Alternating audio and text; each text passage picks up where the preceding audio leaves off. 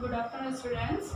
हमारा पाठ गुरु नानक देव, इसके आज अंतिम 3 गद्यांशों की व्याख्या मैं आपको कराने वाली हूँ। बाकी के सारे गद्यांश हम कर चुके हैं, ठीक है। तो आज ये हमारा पाठ पूर्ण हो जाएगा, इसकी व्याख्या मैं आपको करा रही हूँ, ठीक है। चलिए, तो गद्यांश नंबर 9 निकालिए, ठीक है। सभी अपने सामने बुक रखेंगे अपनी। चलिए, गद्यांश नंबर 9। किसी लकीर को मिटाए बिना छोटी बना देने का उपाय है बड़ी लकीर खींच देना। यहाँ पर लेखक कह रहे हैं कि यदि किसी लकीर को हमें छोटी बनाना है तो उसका एक सरल उपाय क्या है, उस लकीर के सामने उससे बड़ी लकीर खींच देना। उस बड़ी लकीर के कारण जो दूसरी लकीर है वो अपने आप ही छोटी हो जाएगी। क्षुद्र अहमिकाओं और अर्थहीन संकीर्णताओं की क्षुद्रता सिद्ध करने के लिए तर्क और शास्त्रार्थ का मार्ग कदाचित ठीक नहीं है। लेखक क्या कहना चाहते हैं कि जिस प्रकार से हम किसी रेखा को छोटी करने के लिए उसकी रेखा खींच देते हैं बड़ी उससे बड़ी सामने, तो जो दूसरी रेखा वो अपने आप छोटी हो जाती है। तो किसी के अहंकार को, किसी की क्षुद्रता को नष्ट करने के लिए, खत्म करने के लिए आवश्यक नहीं है कि हम कोई तर्क दें या फिर शास्त्रार्थ करें। उसके लिए हमें क्या करना चाहिए? उसके लिए जरूरी है कि उसके सामने एक प्रत्यक्ष सत्य को लाकर खड़ा कर दिया जाए, उसे सत्य से क्या किया जाए, उसे सत्य से मिला दिया जाए। गुरु नानक ने यही कार्य किया। गुरु नानक देव ने क्या काम किया? उन्होंने यही कार्य किया कि उन्होंने क्या किया, उन्होंने लोगों के सामने एक बड़ा सत्य लाकर रख दिया, जिससे लोगों की क्षुद्रता, लोगों का छोटापन समाप्त हो गया। ये व्याख्या थी गद्यांश नंबर 9 की। इसमें प्रश्न पूछा गया है कि किस लकीर को मिटाए बिना छोटा कैसे किया जा सकता है। किसी लकीर को मिटाए बिना छोटा कैसे कर सकते हैं? यदि हम उसके सम्मुख एक बड़ी लकीर खींच दें तो दूसरी लकीर अपने आप ही छोटी हो जाएगी, ठीक है। चलिए, गद्यांश नंबर 10 पढ़ते हैं। भगवान जब अनुग्रह करते हैं तो अपनी दिव्य ज्योति ऐसे महान संतों में उतार देते हैं। लेखक हजारी प्रसाद द्विवेदी जी यहाँ पर कह रहे हैं कि जब भगवान अनुग्रह करते हैं, यानी कि जब कृपा करते हैं, तो वो अपनी ज्योति इस ऐसे गुरु नानक देव जैसे महापुरुषों में उतार देते हैं। एक बार जब यह ज्योति मानव देह को आश्रय करके उतरती है तो चुपचाप नहीं बैठती, और ईश्वर जब उस महापुरुष को अपनी ज्योति प्रदान करके इस धरती पर उतारता है, तो जब वह ज्योति महामानवों के अंदर आ जाती है तब यह चुपचाप नहीं बैठती। ये क्या हो उठती है? क्रियात्मक हो उठती है, अपना कार्य करने लगती है। नीचे गिरे हुए अभाजन जनों को वह प्रभावित करती है।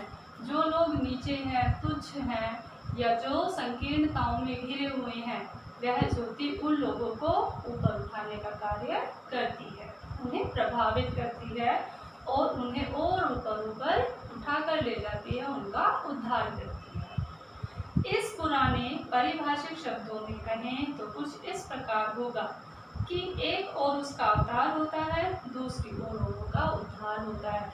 यहाँ पर लेखक कहना चाहते हैं कि यदि हम इस परिप्रेक्ष्य में एक उदाहरण दें तो क्या कहा जा सकता है कि एक तरफ तो ईश्वर का अवतार होता है, यानी कि वो नीचे आता है, और दूसरी तरफ लोगों का उद्धार होता है, यानी कि लोग ऊपर उठते हैं। अवतार और उद्धार की यह लीला भगवान के प्रेम का सक्रिय रूप है। ईश्वर का अवतार लेना और लोगों का उद्धार होना, ये जो सारी लीला ये क्या है? ये वास्तव में भगवान के प्रेम का ही सक्रिय रूप है, जिसे पुराने भक्तजन अनुग्रह कहते हैं, जिसे साधारण भक्तजन, पुराने भक्तजन क्या कहते हैं? ईश्वर का अनुग्रह कहते हैं, ईश्वर की कृपा मानते हैं। ये इस पैराग्राफ की व्याख्या थी, ठीक है। चलिए, इसमें जो प्रश्न पूछा गया है, ये पूछा गया है कि अवतार एवं उद्धार का अर्थ स्पष्ट कीजिए। तो अवतार का अर्थ होता है नीचे उतरना और उद्धार का अर्थ होता है ऊपर उठना, ठीक है। चलिए, अंतिम गद्यांश करते हैं हम, गद्यांश नंबर 11। ये है, महागुरु नई आशा, नई उमंग, नए उल्लास की आशा में आज इस देश की जनता तुम्हारे चरणों में प्रणति निवेदन कर रही है। यहाँ पर आचार्य हजारी प्रसाद द्विवेदी जी हम सभी लोगों के माध्यम से, अपनी वाणी के माध्यम से हम सबका अनुग्रह, हमारा अनुग्रह नहीं कह सकते, हमारा अनुरोध क्या श्री गुरु नानक के चरणों में रख रहे हैं। वो कह रहे हैं कि हे महागुरु, हे महानुभाव, नई आशा, नई उमंग और एक नए उल्लास की जो लहर है इस देश के लोगों में उठ रही है। इस देश की जनता तुम्हारे चरणों में क्या कर रही है? नतमस्तक शीश झुका रही है। आशा की ज्योति विकीर्ण करो। हे गुरु, आप इन लोगों में, हमारे मन में जो आशा की ज्योति जगी है उसे क्या करो? उसे चारों ओर विकीर्ण कर दो, फैला दो। मैत्री और प्रीति की इस स्निग्ध धारा से आप्लावित करो। आप हमें, यानी कि इस देश की जनता को मैत्री और अपनी मधुर वाणी से क्या कर दो? भिगो दो, आप्लावित कर दो, गीला कर दो। हम उलझ गए हैं, भटक गए हैं कि आज हमारे देश के युवा कैसे हो गए हैं? वो अपनी ही चीज़ों में उलझ गए हैं, धार्मिक संकीर्णताओं में सिमट गए हैं, भटक गए हैं अपने रास्तों से। तो क्या करो?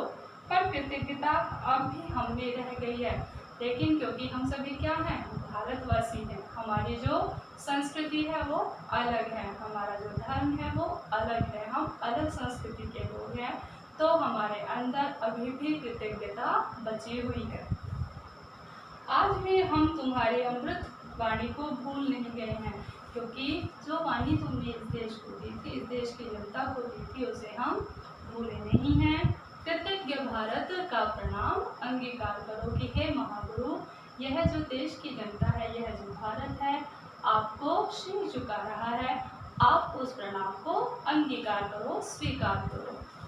ये व्याख्या है इसकी। इसमें प्रश्न पूछा गया है कि लेखक भारत वासियों की ओर से नानक देव से क्या कहना चाहता है।